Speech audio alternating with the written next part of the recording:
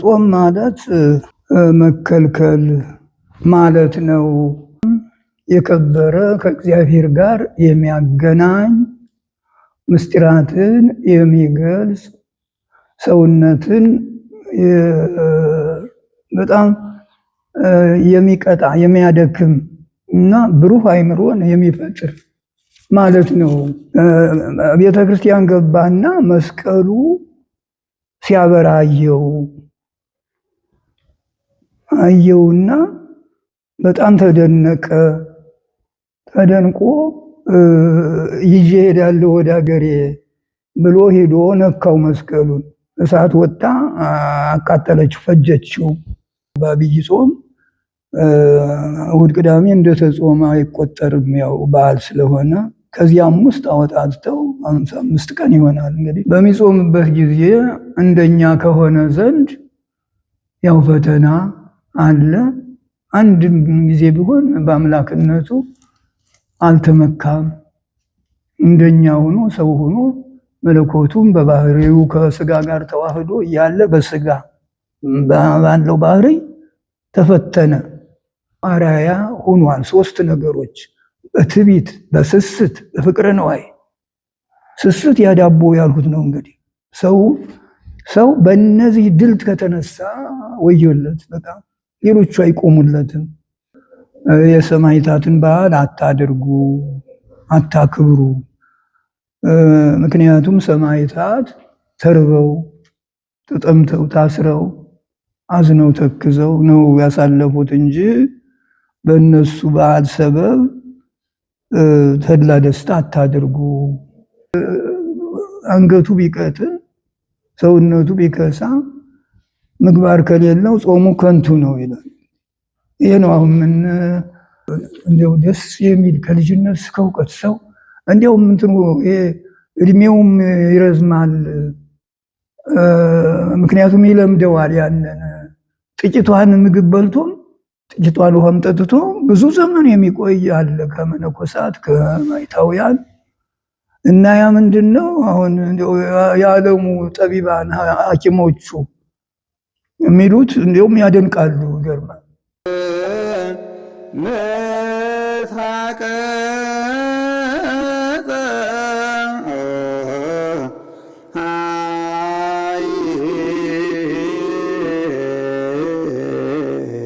ያው ጥያቄያችን ብፁዕ አባታችን በተለይ አሁን ላይ ያለነው ታላቁን የጌታችን የመድኃኒታችን ኢየሱስ ክርስቶስን ጾም እየጾምን ነው የምንገኘው። መላው የኦርቶዶክስ እምነት ተከታይ ከትንሹ ጀምሮ እስከ ትልቁ ድረስ በሚችለው መጠን እየጾመ ይገኛልና ለእኛ ለኦርቶዶክስ ተዋሕዶ እምነት ተከታዮች ትልቁ የማንነታችን መገለጫ እንደመሆኑ መጠን እዚህ ላይ ነው ጥያቄያችንን የምናተኩረው። ስለዚህ የመጀመሪያው ብፁዕ አባታችን ጾም ማለት ምን ማለት ነው የሚለውን ለምዕመናን እንዲያብራሩልን በታላቅ አክብሮት እንጠይቃለን።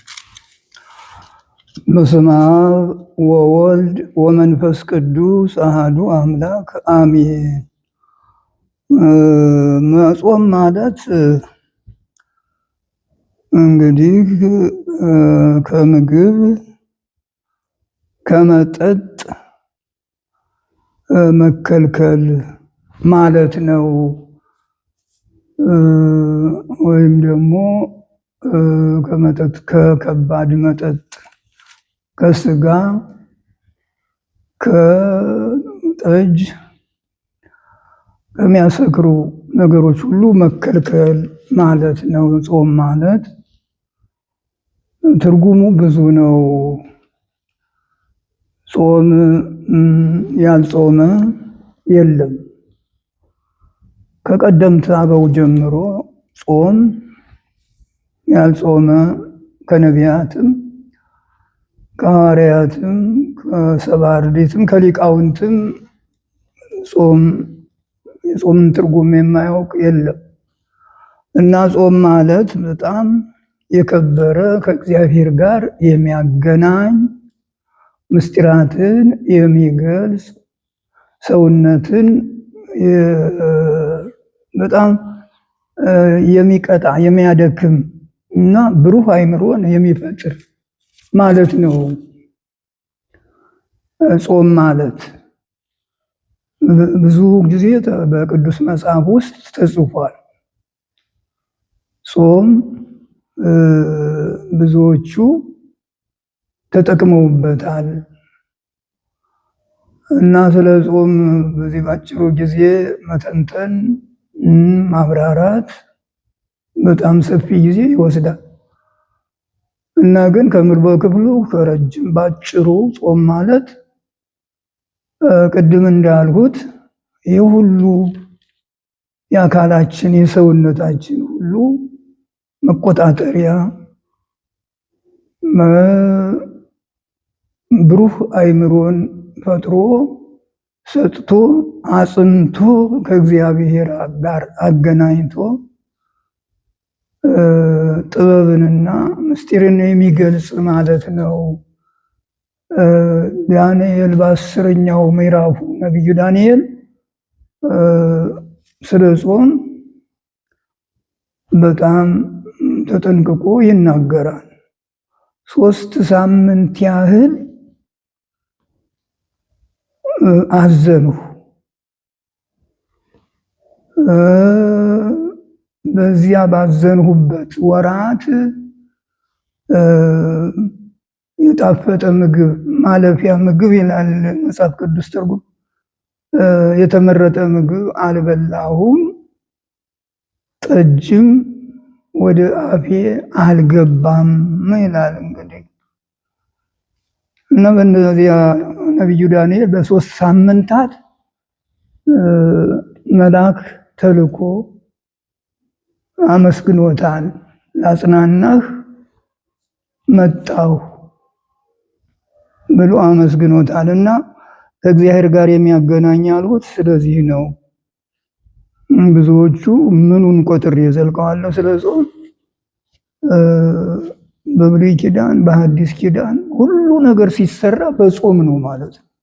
ጾም ጾመን እግዚአብሔርን ጠይቀን ምንጠቀምበት ምንጸድቅበት ግርማ ሞገስም የምናገኝበት ነው።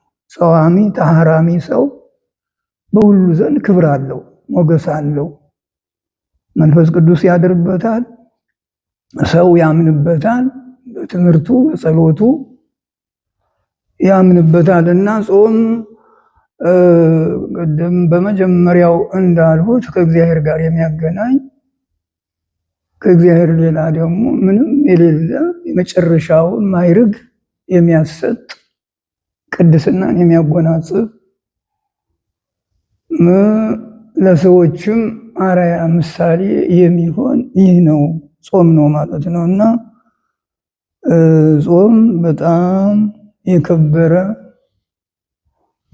ለሰው ልጆች ሁሉ መርህ፣ መሪ፣ አስተማሪ የቅድስና ባለቤት የሚያደርግ ነው ማለት ነው። ብዙ ጊዜ አባቶቻችን ሁሉ አብዝቶ ከመብላት አብዝቶ ከመጠጣት የሚከለከሉበት በጾም ነው ማለት ነው እና የተወሰነ ጊዜ አለው። ለዘላለም አይደለም፣ ለብዙ ጊዜም አይደለም። በተወሰነ ጊዜ ጸሎት፣ ጾም፣ ሱባኤ ይባላል። በዚያ በሱባኤ ውስጥ ብዙ ምስጢራት የሚገለጹበት ነው እና ጾም ማለት ከእግዚአብሔር ጋር የሚያገናኝ እግዚአብሔር በሰው ላይ በምእመናን ላይ በጸዋሚዎች በተሐራሚዎች በቅዱሳን ላይ የሚያድርበት ወይም እግዚአብሔርን በእኛ በደካሞቹ ላይ አድሮ ኃይልን ጽናትን እንዲሰጥ የሚያደርግ ማለት ነው ጾም ማለት። አባታችን አሁን በድጋሚ ቡራኬዎት አይለየን። አሁን እየጾምን የምንገኘው የአምላካችን የመድኃኒታችን ኢየሱስ ክርስቶስን ታላቁን ዐቢይ ጾምን ነው እና ይሄ ጾም እያንዳንዱ የራሱ የሆነ ሳምንት አለው ወይም ደግሞ ስያሜ አለው። የመጀመሪያው ሳምንት ዘወረደ ወይም ደግሞ ጾመ ሕርቃል በመባል ብዙ ጊዜ ይታወቃል እና እንደው ምናልባት አንዳንድ ምዕመናን ጾመ ሕርቃል ማለት ምን ማለት ነው የሚል ጥያቄ ብዙ ጊዜ ስለሚያነሱ ግልጽ እንዲሆንላቸው ጾመ ሕርቃል ማለት ምን ማለት ነው የሚለውን ብፁዕ አባታችን አሁንም በድጋሚ ያብራሩልን። በጣም ጥሩ ጥያቄ ነው።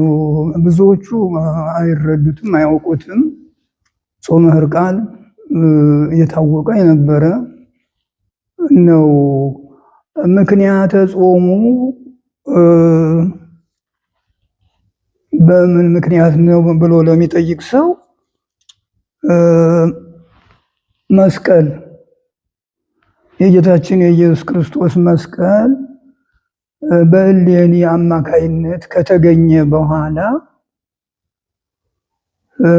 የፋርስ ሰዎች ወደ ግብፅ መጥተው ነበረ። ወደ ሀገራቸው በኢየሩሳሌም በኩል ሲመለሱ የፋርሱ ንጉሥ እሌኒ ባሰራችው ቤተክርስቲያን ገባ። እዚያ ለበጎ ነገር አይደለም። ቤተክርስቲያን ገባና መስቀሉ ሲያበራ አየውና በጣም ተደነቀ። ተደንቆ ይዤ ሄዳለሁ ወደ ሀገሬ ብሎ ሄዶ ነካው መስቀሉን።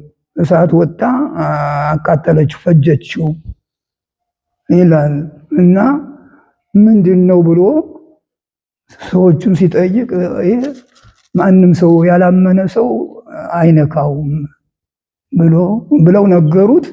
ሁለት ዲያቆናት ከዚያው ከቤተ ክርስቲያኑ አስገድዶ እነዚያን ዲያቆናቱም አሸክሞ መስቀሉን ወሰደው ወደ ሀገሩ ወደ ፋርስ አወረደውና ህዝቡም እንዲሁ የተወሰነው ማርኮ አንዲት ከካህናት ወገን የሆነች አንዲት ብላቴናም ተማርካ አብራ ሄደች እና በዚያ ምክንያት ወስዶ ወደ ቤተ መንግስቱ አስገብቶ ያሳዝናል። ከቤተ መንግስቱ ከገባ በኋላ ያንን መስቀል ደግሞ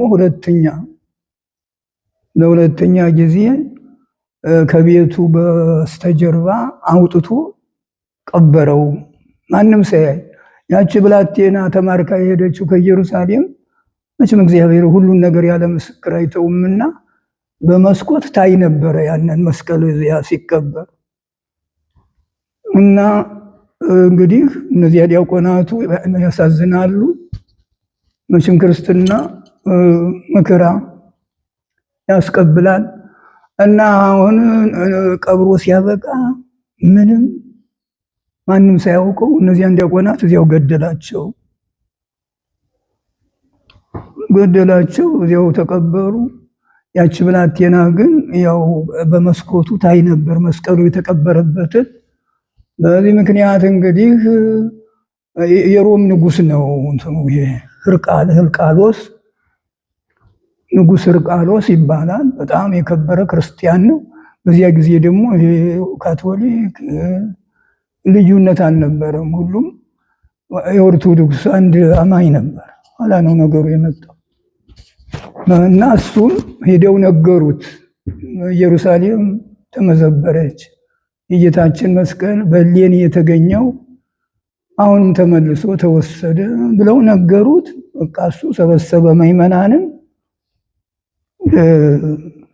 ጸልዩልኝ፣ ጾሙልኝ ብሎ ይሄ ነው እንግዲህ ጾመ ሕርቃል ማለት።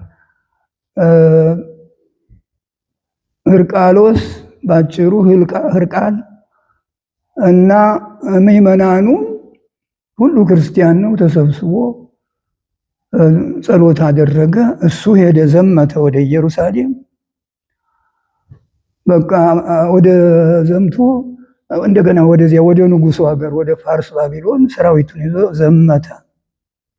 ሕርቃል ዘመተና በቃ አንድ ጊዜ ንጉሱንም ያንን ማርኮ የወሰደውንም ህዝቡንም የተከታዮቹንም የዚያን የመናፍቁን ንጉስ መስቀሉን የወሰደ አጠፋቸው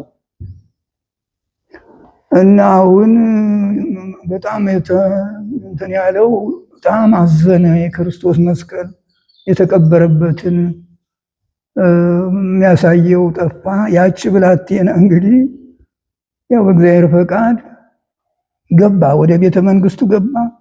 ያችን ብላቴና አገኘ እና እሷ በዚህ በኩል ነው እዚያ ቦታ ነው የቀበረው ብላ ተናገረች። ያው ንጉሡ ሕርቃል ሄደ፣ ያን ቦታ አስቆፈረው፣ መስቀሉ ተገኘ።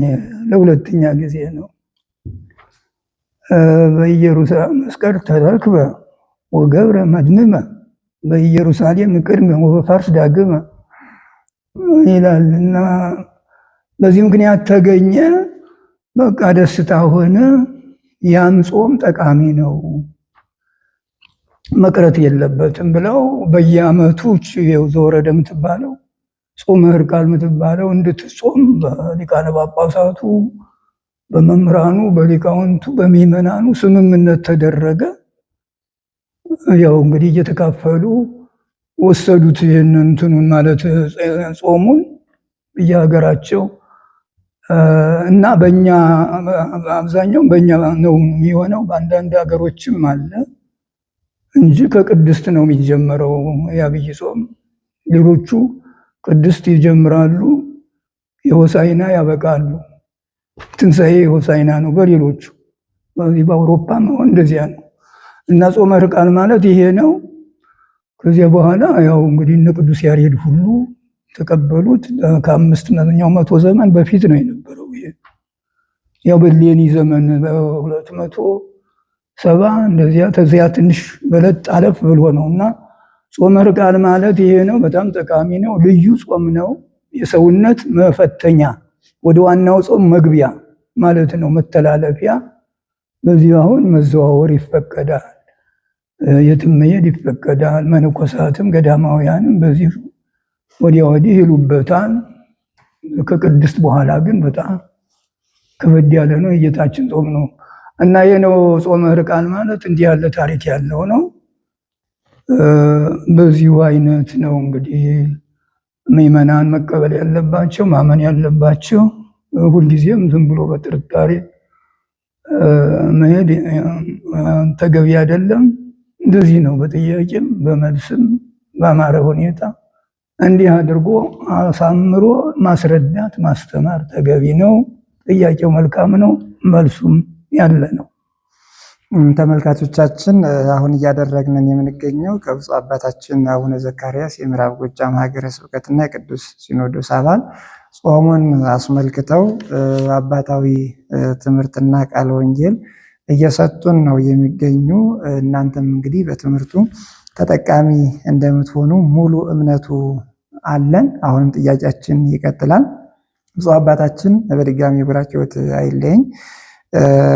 የጾም ጥቅሞች መቼም ስንጾም ዝም ብለን አይደለም የምንጾመውና እያንዳንዱ ጾም ለሚጾመው አካል ጥቅም አለው፣ ዋጋ አለውና እንዳጠቃላይ ግን የጾም ጥቅሞችን ከቤተ ክርስቲያናችን አንጻር ከመጽሐፍ ቅዱስ አንጻር ቢያብራሩልን የሚለውን ጥያቄ ለማቅረብ ነው።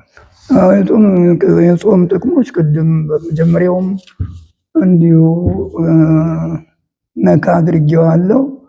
የጾም ጥቅሙ ለመንፈሳውያን በክርስቶስ ለሚያምኑ ሁሉ ተገቢ ነው፣ ጥቅም ነው።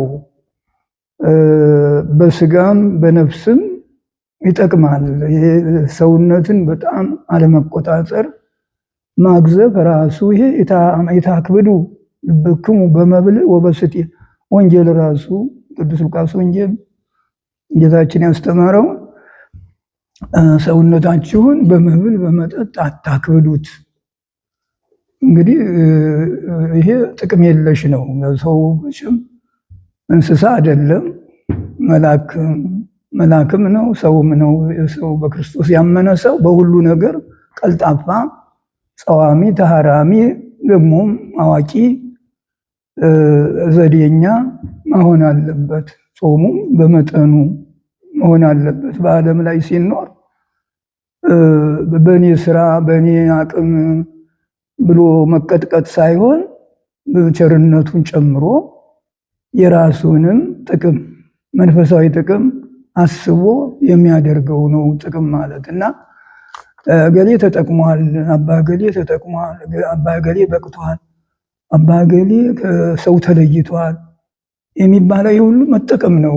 በእውነት ከዚህ ዓለም ጣጣ ውጣ ውረድ ወጥቶ ከእግዚአብሔር ጋር መገናኘት በመዓልትና በሌሊት በጾም በጸሎት ተጸምዶ የመላእክት ሽርካ፣ የመላእክት ጓደኛ፣ የመላእክት አንድነት ያለበት ሰው መሆን ይሄ ጥቅም ነው ማለት ነው እና የጾም በእውነት በዚህ ጥቅም በዚህ ጾም ጸሎት ተራራ ፈልሰውበታል። ሰማይ ተከፍቶ አይተዋል። እስከ መንበረ ጸባዖት እስከ ጌታ ድረስ ደርሰው ከእግዚአብሔር ጋር ተነጋግረውበታል። ከዚህ የበለጠ ጥቅም ምን አለ? እና ይህ ሁሉ መንፈሳዊ ጥቅም መንፈሳዊ በቁየት ነው የሚለው እንደውም በቁየት በግዕዙ ጥቅም ማለት ነው እና ብዙ ነው መንፈሳዊ የጾም የጸሎት ጥቅሙ በጣም ያማረ የሰመረ ነው። ሰውነት ጸጥ ያደርጋል፣ ደስታ ይሰጣል። በሰውየው ሕይወት ውስጥ ያለው ሁሉ ደስታ ይሞላል ማለት ነው። ተመስገን ብሎ ፈጣሪውን እንዴት አስቻልከኝ፣ እንዴት እስካሁን ጾምኩኝ ብሎ ስንቱ መባሌት ተሰልፎ እየታየው ያን ሁሉ ታግሶ ነው። ይሄ እንግዲህ ጥቅም ነው ማለት ነው። ውሃ በመተው ብቻ እንኳ ዳዊት አሁን እሱ ተጠቅሟል። እንግዲህ ውካው ተማየ ያንን እንግዲህ ይሄ ሁሉ የጾም ምሳሌ ነው የሚለውና እንግዲህ ውሃ ተጠምቷል ነቢዩ ዳዊት። ሰዎቹ መከራቸውን አይተው ሳይፈሩ ሳያፍሩ ውሃውን ቀድተው ሲያመጡለት ይሄ እናንተን ደም መጠጣት ነው ይቅርብኝ ብሎ ውሃውን አፈሰሰው ይላል። ተወለቆ ጽድቀሱ ምንድን ነው? ስለዚህ ጽድቅ ሆኖ ተቆጠረለት እና ጥቅም ከዚህ የበለጠ ምንድን ነው? አንድ ረዋት ውሃ አንድ ምን ልበለው አንድ ቅምጫና ውሃ እንደ ድሮ አነጋገር ያንን አፍስሶ ከእግዚአብሔር ጋር ጽድቅ ሆኖ ሲቆጠርለት በእግዚአብሔር ይሄ ጥቅም ነው ማለት ነው። ብዙ ተጠቅሞበታል እና የጾም ጥቅሙ በእውነት በጥሩ ሁኔታ በንጹህ ልብ ሆኖ በተቻለው መጠን ረዥም ጊዜም ሆነ አጭር ጊዜም ሆነ መጾም ተገቢ ነው። በዚህም ጥቅም ይገኝበታል። በስጋዊው ብንሄድ ይታመናል ሰውየው፣ ያ ጥቅም ነው ማለት ነው። ሰው ያምንበታል፣ ይፈራዋል፣ ያከብረዋል። ይሄ ያስቀስፈናል። ጸሎተኛ ነው፣ ጾመኛ ነው፣ ተሐራሚ ነው ብለው ሰዎቹም ያከብሩታል። በሌላው ሁሉ ጥቅም ብዙ ያገኛል። በዓለማዊውም ቢሆን ዓለማዊው አሁን በድሮኛ በልጅነታችን በመንግስት በዚህ በነበረው ንጉስ በነበሩት ጊዜ ሁሉ እዚያ ተማሪ ትምህርት ቤት ያው ጥሬ ተቆርጥሞ ነው ወይም ደግሞ ቁራሽ እንጀራ ተበልቶ ነው። በዚያ ጊዜ ብዙ ይመጣሉ። ይገርማል። ታላላቁ ጄኔራሉ ኮሎኔሉ ይመጣና እዚያ ትምህርት ቤቱ ከኛ ውስጥ ይመለምላል። አንዳንዱ ትምህርት አርበባው ያለው ረኔ እስከ መቼ ድረስ ብሎ ያችን ትህርምቱ ጾሙ ግን ሳይለየው ወስደው እዚያ አሰልጥነው ወታደር ያደርጉታል። ምክንያቱም ይሄ ሰው ተፈትኗል ማለት ነው፣ ለምዶታል ጾሙን መዋል። እንግዲህ በረሃ ሄዶ ከጠላት ጋር ደግሞ መታገል ሀገርንም ማስጠበቅ ይሄም ራሱ ጥቅም ነው ማለት ነው፣ ጥቅም ነው እና በነፍሱ ያው እንግዲህ ከእግዚአብሔር ጋር ሆኖ እንደ ፈያታዊ ዘየማን ዛሬ ገነት ትገባለህ እንደተባለው ጾሞ ጸልዮ የተቻለውን ተጋድሎ የእግዚአብሔርን መንግስት ሲወርስ ይሄ ጥቅም ነው ማለት ነው። የጾም ጥቅሙ ይሄ ነው፣ የጸሎት ጥቅሙ ይሄ ነው እና ይሄ ከረጅም ባጭሩ ከብዙ በጥቂቱ በቁየት አበው በቁየት ይሉታል። ጥቅም መንፈሳዊ ጥቅም ነውና ይሄ ነው የጾም ጥቅሙ። ብዙ አለው ግን በአጭሩ ነው። እሺ ብፁዕ አባታችን እንግዲህ ያው ጾም በርካታ ጥቅሞች እንዳሉት በብፁዕነትዎት በኩል ሰፊ ግንዛቤ አግኝተናል። በተጨማሪ ግን ይህንን ጾም የጾመው አምላካችን መድኃኒታችን ኢየሱስ ክርስቶስ ነው። በወንጌሉ እንደተረዳ ነው ወጾመ 40 መዓልተ ወ40 ሌሊት 40 ቀንና 40 ሌሊት ጾመ ነው የሚለው ወንጌላችን መጽሐፍ ቅዱሳችን። ነገር ግን ይህንን ጾም እየጾምን ቀናቶችን ስንደምር ስንሰበስብና ስናሰላ ወደ 55 ቀናቶችን ይሸፍናልና እንደዚህ ላይ ምናልባት አንዳንድ ምዕመናን ግር እንዳይላቸው ግልጽ ቢያደርጉልን ብፁዕ አባታችን በድጋሚ በአክብሮት ነው የምንጠይቀው። የጌታችን ጾም እንግዲህ 40 ቀን ነው። እነዚህ ግን የተጨመሩት ቅድም ያልኩትን ጨምሮ ነው 55 ቀን የሆነው።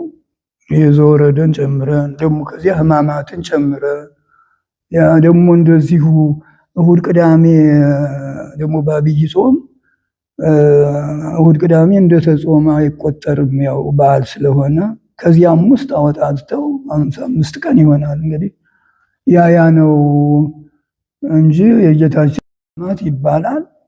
ያን ጊዜ ግን ጌታ ሳምንት ማለት ነው መጨረሻው ይሄ ሰሙነ ሕማማት ከሆሳዕና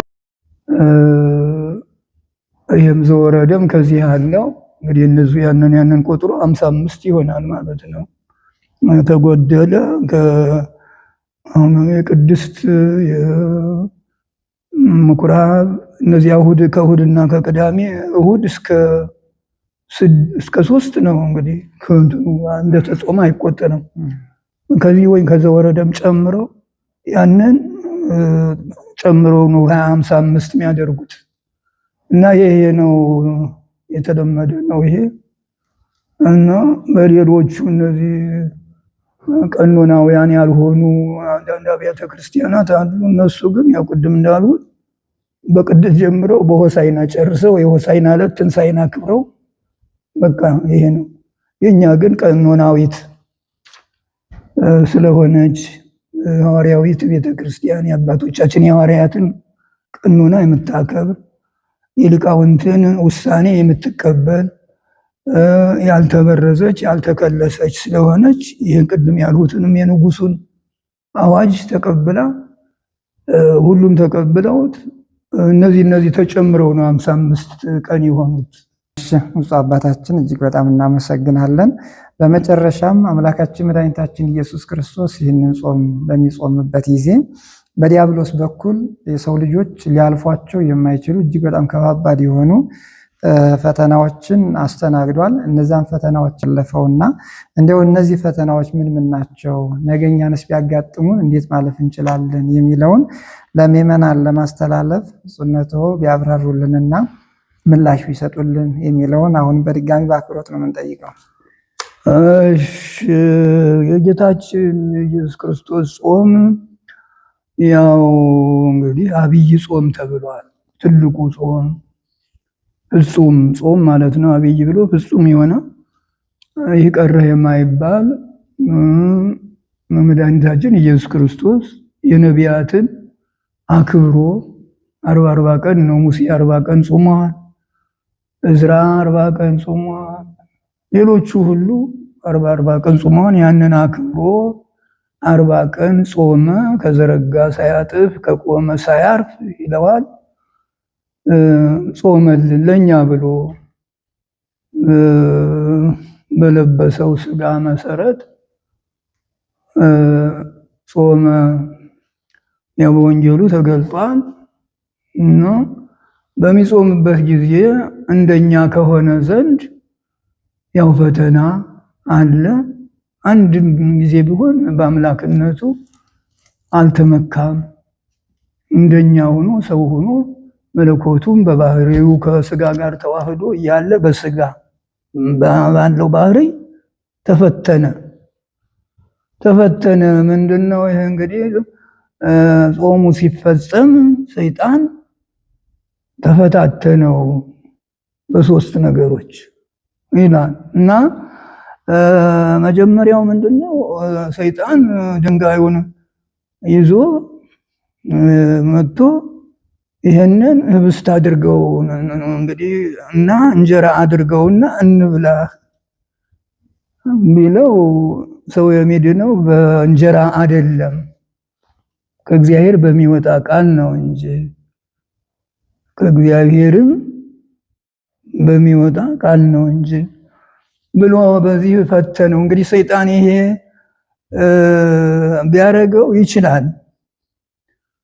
የእግዚአብሔር ልጅ ከሆንህ ነው እንግዲህ አጠራጣሪ እግዚአብሔር ልጅ ከሆን ይሄንን ዳቦ አድርገህ እንብላ ነው የሚለው። ታምረ ኢየሱስ ትንሽ ይጨምራል፣ እንብላ። ምክንያቱም አሁን ጌታ ይሄን መልስ የሰጠው ማድረግ አቅቶት አይደለም፣ ያደርገዋል። በቃና ዘገሊላም እመቤታችን ጠይቀው ያን ወይን እንዳደረገው ይሄን ድንጋይ ህብስት ማድረግ ይችላል። ግን የሰይጣን ምን ነበር ሐሳቡ? ቢያደርገው የሰይጣን ታዛዥ ብዬ መሳለቂያ ያደርገዋለሁ፣ ባያደርገው ደግሞ እግዚአብሔር ልጅ አይደለም እንግዲያው ብዬ ፈተና መጣበታለሁ። እንደዚህ ያለ ተንኮል ነው እንግዲህ በውስጡ ያለው እና ግን ጌታ ሰው የሚኖረው በእንጀራ ብቻ አይደለም ከእግዚአብሔር በሚወጣው ቃልም ነው እንጂ ዋኮ በህብስት ክመ ዘያሐዩስ ባይቲቱ ይላል። ብቻውን በእንጀራ ብቻ አይደለም የሚኖረው እና ያው የእግዚአብሔርን ቃል ጨምረን ነው የምናደርገው እና ይሄ ፈተና ነው። ፈተናውን ግን በዚሁ አለፈው ማለት ነው እና የሰይጣን ፈተና ከባድ ነው። ብዙዎችን ጥሏቸዋል፣ ብዙዎችን ውድቅ አድርጓቸዋል። ደክመው ብዙ ዓመት ደክመው በተለያየ ፈተና ጥሏቸዋል እና መድኃኒታችን በለበሰው ስጋ እኛን መስሎ በሰራው ፈተናውን አንዱ ፈተናው ይሄ ነው፣ አለፈው ማለት ነው። ሁለተኛው ፈተና ወደ ቤተ መቅደሱ ወስዶ ጥቅሱን ያንጎደጉዳል። እሱ እንኳን መቼም ለሰይጣን ሁሉ ነገር የሚሳነው የለም፣ ተሰጥቶታል። ፈተናው ተሰጥቶታል። ምንድነው የተሰጠው? ከኔ አንተን የካደውን እኔን ያመነውን ስጠኝ ብሎት እኔን ክዶ አንተን ካመነ ብሎ የሰጠዋል። እዚህ መቃብያን በሚባለው መጽሐፍ ላይ ነው ይሄ ያለው። ይሄ የኛ የቤታችን ነው፣ የኦርቶዶክስ ተዋህዶ ልጆች ለሆን ነው ይሄ ለመናፍቃን አይደለም። እና እዚያ ላይ ምንድነው ቃል ኪዳን ሰጠው።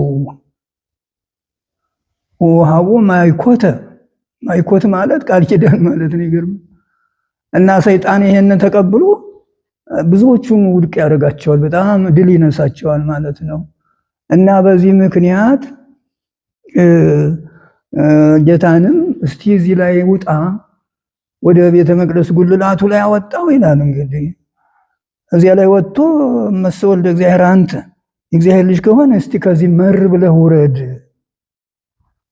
ምክንያቱም በዳዊት መዝሙር እስመ ለመላእክት መላእክትን ያዝልሃል፣ አትሰናከልም፣ አትወድቅም ይላል። እንግዲህ የዞም በእንቲያ ከመይቀቡ ከበኩሉ ፍናወይከ በመንገዱ ሁሉ ይጠብቁህ ዘንድ እንዳትሰናከል ይጠብቁህ ዘንድ መላእክትን ያዝልሃል ተብሏልና ውረዳሉ። እና እዚያም ደግሞ መልስ ሰጠው። ምንድነው ያለው? እንግዲህ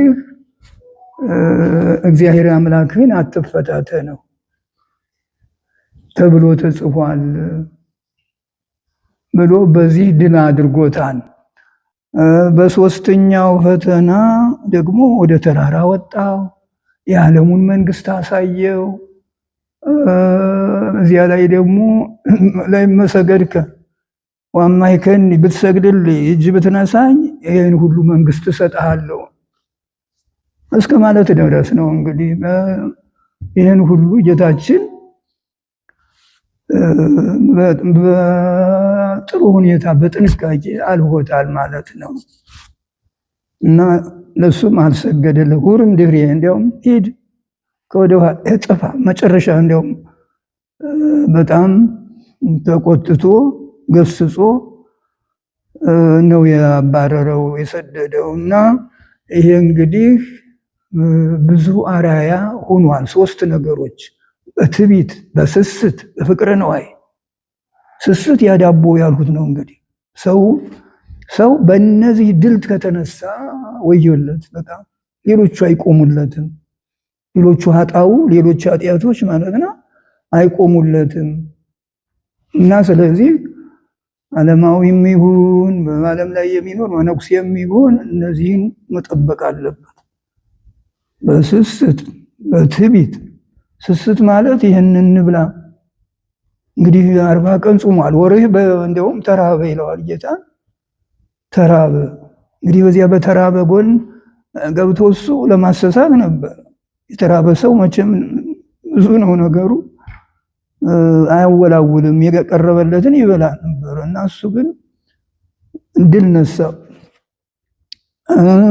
እና እኛ ደግሞ ጌታ በዚህ በሶስቱ ጸዋትው በሶስቱ ወገኖች ፈተናዎች እንዳለፈ እናንተም ከፈተና ዳኑ፣ ከስስት፣ ከትዕቢት፣ ከፍቅረ ነዋይ ዳኑ። ስስት ያው ነው ዳቦ ነው። ትዕቢት ደግሞ መር ብለህ ውረድ ማለቱ ይህም ትዕቢት ነው።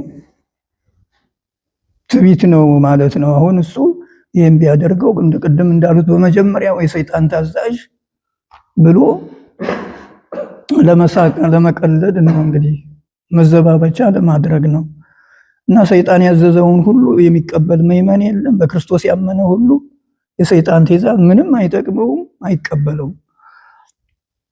አራተኛው ፍቅረ ነዋይ ማለት ይሄው እንግዲህ የዓለሙ መንግስት ያው በገንዘብ የተያዘ ነው። መንግስታቱ የሚኖሩት በትዕቢት በተራራ ላይ ቤታቸውን ይሰራሉ፣ ህዝብን ያስገብራሉ፣ ገንዘብ ይሰበስባሉ። እና እሱ ደግሞ ያንን አይቶ አንዳችም አልተቀበለውም። ሀሳቡን ውድቅ አድርጎ ወደ ኋላ የሄደ ሰይጣን ወግድ ብሎ አባሮታል። ከዚህ በኋላ ሰይጣን አፈረ ወይም ዘሃደጎ ከዚህ በኋላ ተወው ይላል። እንግዲህ ፈተናውን ተሸነፈ፣ ድል ሆነ፣ ተዋረደ። ብቻውን ያን ሁሉ ነጥብ ይዞ መጥቶ ያን ሁሉ ፈተና ይዞ መጥቶ ተነስቶ ሰይጣን ሄደ። ግን እስከ ጊዜው ይላል የሉቃስ ወንጌል በይሁዳ አድሮ እስኪያሰቅለው ድረስ ለጊዜው ሰይጣን አፍሮ ሄደ። እና ይሄ ነው እንግዲህ የኛ ምንጠነቀቀው ምንጠብቀው በኃይለ እግዚአብሔር በቅድስት ድንግል እመቤታችን ማርያም አማላጅነት በቅዱሳን አባቶቻችን በጸሎታቸው ተራዳኢነት እኛ ፍጹም ክርስቲያን ሆነን ትሑታን የዋሃን አቃበያነ ቃላተ እግዚአብሔር የእግዚአብሔርን ቃሎች በመጠበቅ እነዚህን ሁሉ ፈተናዎች በማሰብ ተግተን ነቅተን ከእንዲህ ያለው ድርጊት ከእንዲህ ያለው ፈተና የምንወጣበትን መንገድ መፈለግ እንደሚያስፈልግን በዚሁ አጋጣሚ እናገራለሁ ማለት ነው። ብፁዕ አባታችን እጅግ በጣም ነው የምናመሰግነው። በጣም ሰፊ ነገሮችን አንስተው ነው የነገሩንና በተለይ እነዚህ አሁን ያነሷቸው ነገሮች ብዙ ሰዎች የሚፈተኑባቸው ናቸው።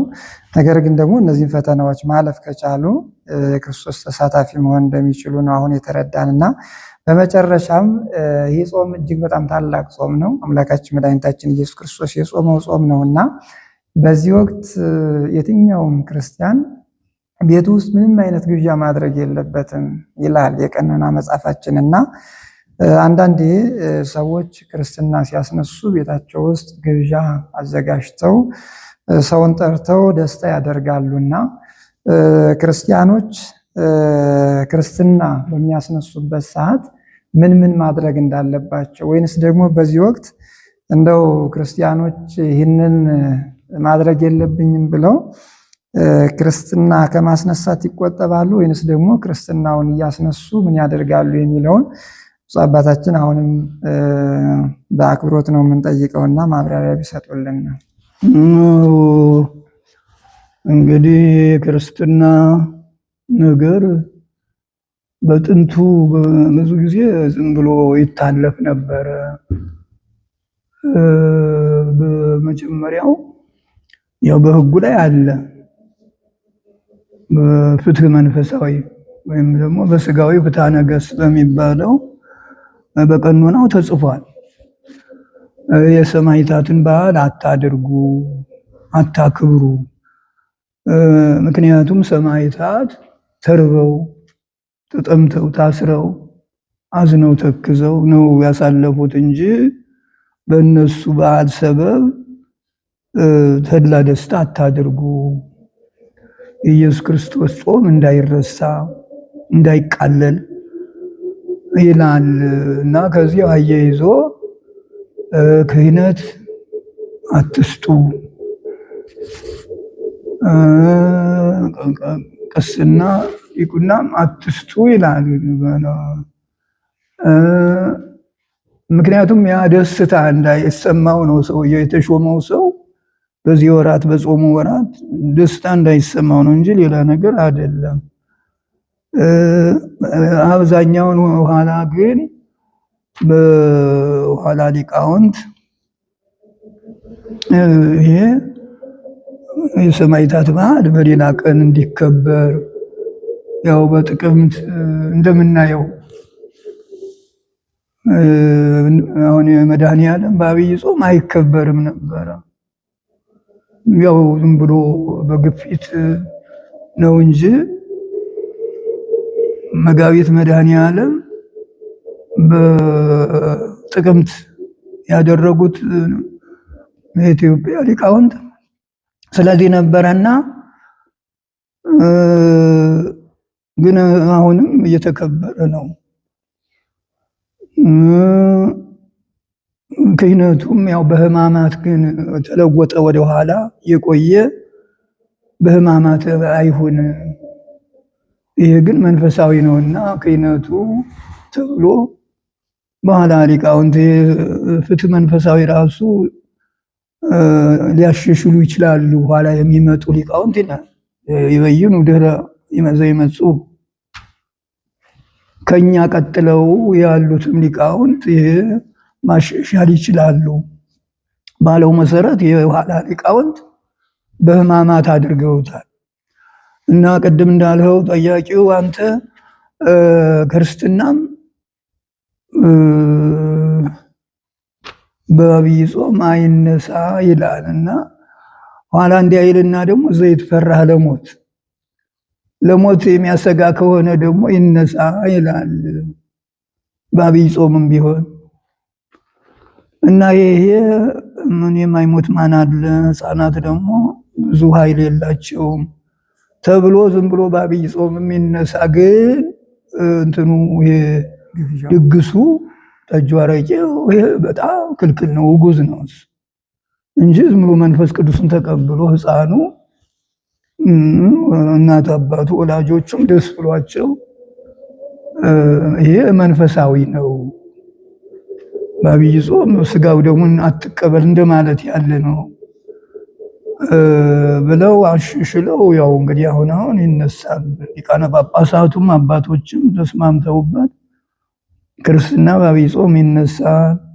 በሕማማት ግን በጣም የከበረ ስለሆነ ምንም ፍታትም የለ፣ ሰው ሲሞትም አይፈታም። በሕማማት ሕፃናትም ክርስትና አይነሱም፣ ክህነትም አይሰጥም፣ መስዋዕትም አይቀርብም። ያው እንግዲህ ሰሙነ ሕማማት ያቺ በጣም የመከራ የጌታችን የኢየሱስ ክርስቶስ ሕማማት መስቀሉ ነውና ያንን ከማሰብ ያለፈ ሌላ ነገር ምንም አይሆንም ብለው ከልክለዋል። እና ይሄ ነው ያለው። በዚሁ አይነት ነው የምንሄደው፣ የምናስተምረውም የምንመክረውም።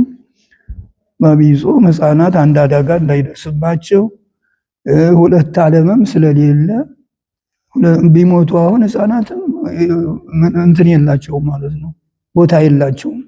ምንም ባይበድሉ ንጹሐን ቢሆኑ በአብይ ጾም ያለ ክርስትና ከሞቱ እግዚአብሔር እሰይ ገብረ ሰለስተ ዓለማተ 3 ዓለማት አልሰራም እግዚአብሔር ሲኦልንና ገነትን ነው። እና እነዚህ ሕፃናት ናቸው ተብለው ሌላ 3ኛ ዓለም ሳይጠመቁ የላቸውም።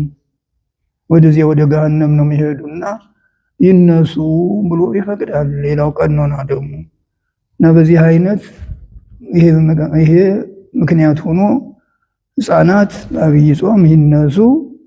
ቤተሰብ ግን ድግስ መደገስ፣ የሚያሰክር መጠጥ ማቅረብ ደግሞ ይሄንን ክርስቶስን ማስቀየም ነውና ሕማማቱንም መከራውንም መካድ ነው ተብሎ በዚህ አይነት የኢትዮጵያ ኦርቶዶክስ ተዋሕዶ ቤተክርስቲያን በአብይ ጾም ክርስትና ታነሳለች። አሁን በየትም እንጃ አንዳንድ ገዳማት የጥንት እንደዚህ ነበሩ። አሁን እነሱም ወደዚሁ ገብተዋል።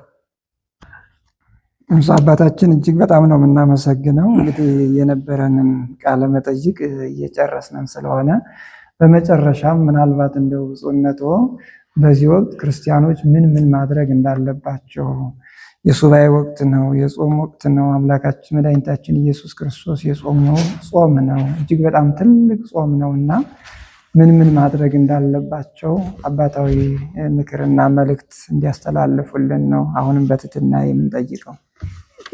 እንግዲህ አስተላልፋለሁ። የወራት የተደራረበ መከራ ያለበት ዘመን ነው። ይህ እንዳለ ሆኖ አብይ ጾምን ከድሮም አብልጠን አብዝተን ጨምረን በተቻለን መጠን መጾም ነው። ቅድም ያለፉት እንደው ጾም ማለት ራሱ ደግሞ ቀንሶ መብላት፣ ምግብን ቀንሶ መብላት፣ መጠጥንም ደግሞ ትንሿን መጠጣን ነው እና ከዚያ ከሚያገኘው ምግብ ለምሳሌ 3 ጊዜ ቁርስ፣ ምሳ፣ እራት ከዚያ ቀንሶ ለድሆች መስጠት ዋናው ይሄ መስዋዕትነት ሰማዕትነት ነው። በመጽዋት በጣም ከጾም ጋራ ከጸሎት ጋራ መጽዋት መንግስተ ሰማያትን ታወርሳለች፣ ገጸ ፈጣሪን ታሳያለች። መጻሕፍት ስለ መጽዋት ብዙ መስክረዋል፣ ብዙ ተናግረዋል እና በዚህ ወራት ምዕመናን በተቻላቸው መጠን እየጾሙም እየጸለዩም ስራቸውንም ሳይፈቱ ሳይመጻደቁ የጾሙም አይነት አለው። ኢሳይያስ በጣም ነው አምርሮ ነው የሚናገረው። በምጾሙበት ጊዜ ያው መልካሙን ነገር ተከትሎ ታልሆነ ዝም ብሎ ለማቁጠጠ ክሳዱ አንገቱ ቢቀጥን ሰውነቱ ቢከሳ ምግባር ከሌለው ጾሙ ከንቱ ነው ይላል።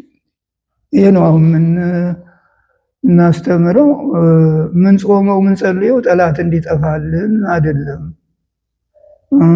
እንዲያው ሰው የባሰው ሰው ጠላቱ የተነሳበት ጎረቤቱ ያመፀበት እንደዚህ እንግዲህ ያን ጊዜ እንዲያው ቤተክርስቲያንም ሄዶ ገሌን አጥፋልኝ፣ ገሌን አስታግስልኝ የሚል ይኖራል። እንግዲህ የብሶት አነጋገር ነው እና ቀደም ኢሳይያስ እንዳለው ከልቡ እግዚአብሔር ያውቃል፣ እግዚአብሔር ይመረምራል፣ እግዚአብሔር ይፈትናል ብሎ አውቆ ማድረግ ነው እና ምዕመናኑ ይህንን እንዲያደርጉ በተቻላቸው መጠን ሳይማረሩ፣ ሳያዝኑ፣ ሳይተክዙ በንጹህ ልብ በቀና መንፈስ ሆነው እንዲጸልዩ ነው እኛ አባቶች ምክር ምንሰጠው እና ይሄ ነው የጾም ጥቅሙ፣ የጾም ስርዓቱ፣ ህጉ። በዚህ አይነት ምዕመናን እንዲጓዙ እንዲሄዱ ነው። አንዳንድ ዝም ብሎ የማይሆን ነገር አይሆንም፣ እግዚአብሔርም አይቀበልም። እና ጾም ጠቃሚ ነው በእውነት እንደው ደስ የሚል ከልጅነት እስከ እውቀት ሰው እንዲያውም እንትኑ እድሜውም ይረዝማል። ምክንያቱም ይለምደዋል። ያንን ጥቂቷን ምግብ በልቶም ጥቂቷን ውሃም ጠጥቶ ብዙ ዘመን የሚቆይ አለ ከመነኮሳት ከማይታውያን። እና ያ ምንድነው አሁን የዓለሙ ጠቢባን ሐኪሞቹ የሚሉት እንዲያውም ያደንቃሉ። ይገርማል። እንዴት ይህን ያህል ዘመን ኖረ እንዲያው እህል ሳይበላ እንደ ልቡ ሳይሆን ብለው ያደንቁት አለ። በሌሎቹ እንዲያውም ጾም መድኃኒት ነው የሚጾሙ ሰዎች መድኃኒት አይወስዱም። እና ይሄ ሁሉ ሰው አምኖ ያንን የያዘውን ነገር ከያዘውና አጥብቆ ከያዘው አምኖበት ከያዘው ምንም አይነካውም። ይገርማል። ብዙዎች እናያለን መላ ዘመናቸውን በጤና እየኖሩ እንደልባቸው እየዘለሉ እየሄዱ ያችን በቀኖና ፊንጥሬ በልተው ጽዋ ውሃ ጠጥተው ቀኑን ሙሉ የሚያሳልፉ አሉ። ምን ኃይላቸውም እንዳለ ነው። እና ይሄ እንደው ከሁሉ የሚከብደኝ አብዝቶ ባይበላ ነው። እንደው በእውነት ሰውነት ከመጠኑ ባያልፍ ይሄ ነው በጣም አስቸጋሪው ነገር። ይሄ ነው እንግዲህ እንዴት ሆኖ ነው እንዴት ይሰገዳል እንዴት ይሆናል? እና ይሄን ደግሞ በምክር መልክ እንጂ ተው ምንም ምለው ነገር የለኝም።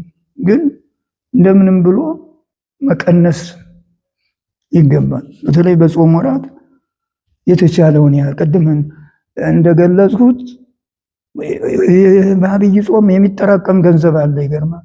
እንዲሁም ብዙዎቹ በዚህ በአዳሪ ትምህርት ቤት ያሉ በዩኒቨርሲቲው ያሉ መምህራኑ ቁርሳቸውን የሚያስደንቀው ይሄ ነው። ቁርሳቸውን አጠራቅመው ብዙ ምጽዋት ይሰጣሉ፣ ድሆችን ይረዳሉ።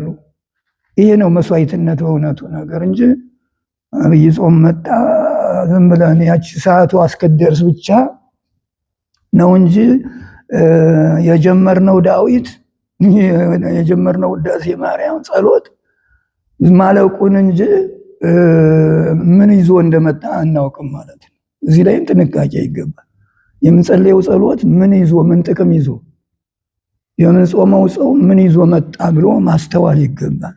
እና እያንዳንዷ ንባብ እያንዳንዷ ጸሎት ያችን እየመረመርና ደስ ብሎን ምስጢሩን እያወቅን መጾም መጸለይ ደግሞ የተገቢ ነው።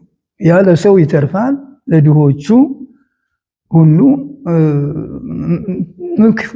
መመኪያ ይሆናል። እና ተሁሉ እንደው ሰውነትን ቆርጦ እንደመስጠት ያለ ነው ይላል። የሚመጸውት ሰው ከገንዘቡ ጥሮ ግሮ ካገኘው ከዚያ ከገንዘቡ ከፍሎ መስጠት እጁን ቆርጦ እንደመስጠት ያለ ነው። በጣም ከባድ ስጦታ ነው ተብሎ ተነግሯል በየመጽሐፉ በየድርሳኑ። እና እነዚህ አዋልድ መጻሕፍት በጣም የከበሩ ናቸው። አዋልድ ማለት እንዳይበዛ እንግዲህ ብትቀንሱት ቀንሱት አዋልድ ማለት ከብሉይና ከሐዲስ የተወለዱ ማለት ነው። ሌላ ነገር የለውም። ያንን ልኩን ሳይለቁ ምስጢሩን ሳያፋልሱ ንባቡን ሳያፋልሱ ጥቂት እያብራሩ የሚጽፉት ሁሉ ይሄ በአዋልድ መጻሕፍት ብለን የምናምናቸው በእኛ ቤተክርስቲያን የከበረ ነው። በሌሎቹ እንደፈለጉት እዚያ አናውቅም። ጥሩ ነውና በአዋልዱ መጻሕፍት ላይ በጾም በጸሎት አንድ ስለ እግዝእትነ ማርያም ልናገርና እናበቃለን። እና ጥቅሙ የሁሉ ጥሩ ነው። በጥሩ መንገድ ይሄዱ፣ መልካም ጾም ይጾሙ፣ ምዕመናን ደስ ብሏቸው ይህንን አብይ ጾም በሰላም ያሳልፉት። በዚህ በጾም በጸሎት አገር ትጠበቃለች፣ አገር ትድናለች። የእርስ በርስ ጸብ ያከትማል። በእኛ በቤተ ክርስቲያን በኩልም ደግሞ አንዳንድ ምክንያቶች እንዳይኖሩ ይህንን መጠንከር ያስፈልጋል። ማንኛውም ሊናገር ይገባል። እና በዚህ ብንሄድ ጥሩ ነው። እና አሁን በዚህ ጾም በጸሎት ምን ጥቅም ይገኛል ያለው አንድ ከእግዝእትነ ማርያም ተአምር ልናገር። በእውነት አባ ዮሐንስ ዘአትሪብ የሚባል አንድ ገዳማዊ መነኩሴ ነበረና ጥሩ የሆነ አንድ ትልቅ ቤተክርስቲያን በቅድስት ድንግል እመቤታችን ማርያም ስም የተሰራች ነበረችና የአረማዊው ንጉሥ የ3 ወር ጎዳና ባለሟሉን ላከው ያቺ ስመጥር ቤተክርስቲያን እንድትፈርስ ብሎ ላከው እና ያ አባት የቅዱስ ሰው በጣም አዘነ። ብዙ ሰራዊቱን አስከትሎ አፍራሾችን አስከትሎ መጣና እችን ቤተክርስቲያን እንዳፈርሳት ንጉሱ አዞኛል። 3 ወር ነው የተጓዘው እና ያ መነኮስ ምን አለ? እኔ በቀን በቀን አንዳንድ 100 ወቄት ወርቅ፣ ወቄት ማለት ሚዛን ነው፣ ሰጥሃለሁ። እስከ 3 ቀን ታገሰኝ ጌታዬ፣ እባክህን ፈቃድ አመጣለሁ ካንተ ንጉስ አለውና ሳቀበት ያኛው ሰውዬው። እኔ 3 ወር ተጉዤ አንተ በ3 ቀን ሄደህ ነው ወይ ወረቀት ልታመጣ ብሎ እንትን አለ። እንዲያው አሾፈበት ማለት ነቀፈው። እና ግን ያ ባለሟሉ ንጉስ ጌታዬ፣ እነዚህ ክርስቲያኖች የጾም ጸሎት እያሉ መብላ አተር ወብርስን፣ አተር እየበሉ ብርስን ምስር እየቃሙ ደረቁን እየበሉ ናላቸው አይሰራም። ተቀበል ዝም ብለህ፣ እሱም ወረቀቱን አያመጣም፣ አንተም ወርቅህን ተቀበል። እና ወርቅ ደግሞ ክቡር ነው እንደምታውቁት። ያ በቀን 100 ወቄት ወርቅ እየተቀበለ ያ ንጉሱ ይሄድሽ ከሆነልህ አምጣ ደብዳቤውን ብሎ ያ አባ ዮሐንስ ዘአቅሪብ እሱ ገብቶ ቤተክርስቲያን ዝጉልኝ ብሎ በዚያ በጾም በጸሎት 3 ቀን ሳይበላ ሳይጠጣ ተቀጥቅጦ በ3ኛው ቀን ንጉሱ ተኝቶ ሳለ ተነስ ጻፍ ደብዳቤ ተብሎ ጻፈና ማን ይወስደዋል ለመሆኑ? እመቤታችን ታየችው በተአምር ነው። ማን ይወስደዋል ደብዳቤውን ሲለው እግዚአብሔር ያውቃል አለችና አንድ ጻዕዳ ወፍ መጥቶ ከፊት ቆመ። ወረቀት አምጥቶ ያንን ጻፈ በቢር። ያ ነጭ ጻዕዳው ያችን ደብዳቤ ከንጉሱ ነጥቆ አምጥቶ እዚያ ሰጠው። እንግዲህ የ3 ወር ጎዳና የተጓዘው በ3 ቀን አምጥቶ ያችን ወረቀት ሰጠው። በእንዘ ቁልፍት ይእቲ ያቺ ድንኳኗ ንጉሱ ቢትወደዱ ያለበት ተቆልፋ እያለች በምስጢረ እግዚአብሔር ገብቶ ያ ጻዕዳ ወፍ እዚያ ገብቶ ያችን ተፊቱ ላይ አስቀመጠለት። እየተንቀጠቀጠ ተነስቶ በየት ገባ ማን አስገባው እያለ ደብዳቤውን ሲያይ ቀለሙ እርጥብ ነው እና ያንን ከፍቶ ሲያይ እንዳትነካ እንዳታፈርስ ተመልሰህና የምትል ደብዳቤ አገኘ ይላል። እና ጾምና ጸሎት እንዲህ ያለ ኃይል አለው ማለት ነው። እንዲህ ያለ በቆየት እንዳያለ ጥቅም አለው እና መጨረሻዬ ነው ይሄ። በእውነት ቅድስት ድንግል እመቤታችን ማርያም እንዲህ ያለ ተአምር ታደርጋለች። በፈጣሪዋ ለጌታዋ ለልጇ ለወዳጇ ለኢየሱስ ክርስቶስ እያመለከተች እየነገረች እንዲህ ያለ ተአምር ታደርጋለች እና የጾምና የጸሎት ኃይል እስከዚህ ድረስ ነው። አደራ ምእመናን ሆይ እንጸልይ፣ እንዘን። አገራችን ሰላም እንድትሆን ሁሉ በሰላም እንዲኖር ለብርሃነ ትንሣኤው በሰላም እንዲያደርሰን የእግዝእትነ ቅድስት ድንግል ማርያም ረድኤት እንዳይለየን የቅዱሳን አባቶቻችን ጸሎት ከኛ ጋር ይሁን። እናንተም ያደመጣችሁን የሰማችሁት ጥያቄውን ያቀረባችሁትን በጣም አመሰግናችኋለሁ። አይና ሁኑልኝ። ተመልካቾቻችን ከብፁዕ አባታችን አቡነ ዘካርያስ የምዕራብ ጎጃም ሀገረ ስብከት ሊቀ ጳጳስና የቅዱስ ሲኖዶስ አባል ሁልጊዜ በሀገረ ስብከታቸው እየተገኙ የገጠር አብያተ ክርስቲያናትን በመጎብኘት ምዕመናንን በማስተማር የሚታወቁ ታላቅ አባት ናቸውና ለሰጡን ቃለ ምዕዳንና ትምህርት እጅግ በጣም እናመሰግናለን። በሌላ ጊዜ በሌላ ርዕሰ ጉዳይ እስከምንገናኝ ድረስ መልካም የጾም ወቅት እንዲሆንላችሁ እንመኛለን። ጽነቶ እጅግ በጣም እናመሰግናለን።